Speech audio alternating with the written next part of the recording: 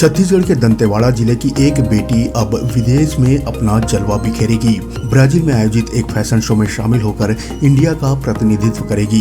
इस fashion show में दुनिया भर के करीब 30 देशों के प्रतिभागी हिस्सा लेंगे, जिन्हें दंतेवाड़ा की बेटी डिंपल साहू टक्कर देगी।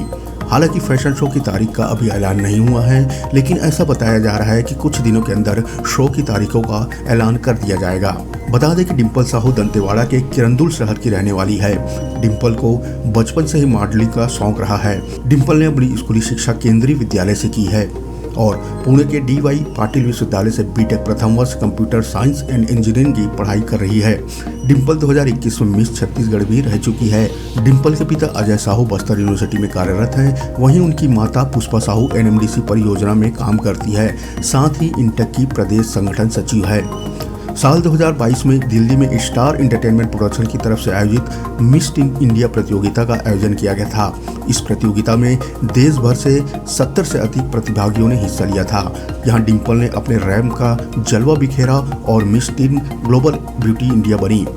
स्टेट टाइटल अवार्ड अपने नाम कर बस्तर और छत्तीसगढ़ का नाम रोशन किया था।